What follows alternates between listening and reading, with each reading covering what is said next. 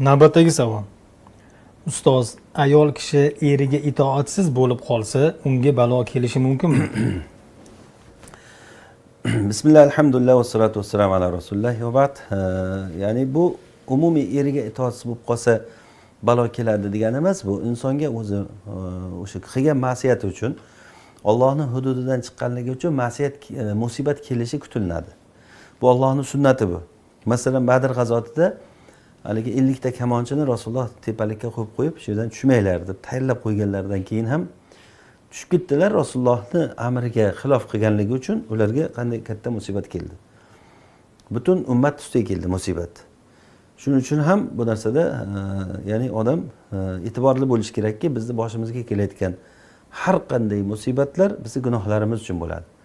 Gunohlarga tavba qilaylik. O'shalardan biri ayolning eriga qilgan isyoni, noshukrchiligi.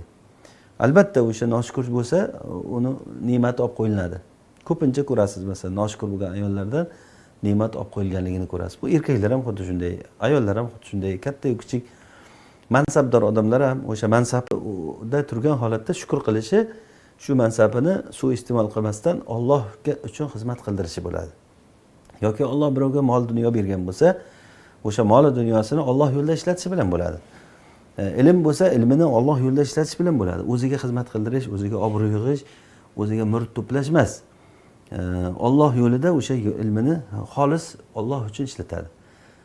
Ayol kishi erini masalan shukrini qilishi, eri uchun shukr qilishi Allohga. Mana bu ham o'shalardan. Bu hamma narsa, hammasi bitta ma'no ustida jamlanadiki, agar kim noshukur bo'lsa, unga Alloh taolo o'sha balo yuborishi Allohning sunnati bu. Buni misoli Alloh taolo Saba surasida Saba qavmini bizga zarbul masal qildi. Ularga Alloh taolo shunday ne'matini yog'ib berib qo'ygan. Yerlari unumdor bo'lgan, mevalar, butun mulkul, hamma joyi yaxshi, baldatun tayyiba va robbun g'afur. Shahar muborak shahar. Hamma narsa bor, meva-cheva bor. Shunaqangi ajoyib bo'lgan ekanki, odamni chaqadigan pashalar ham bo'lmagan ekan.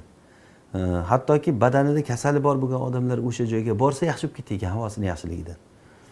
Ana shunday joyda ular Allohning ne'matidan yuz o'girdi. Fa'aradu fa'arsalna alayhim saylal arim.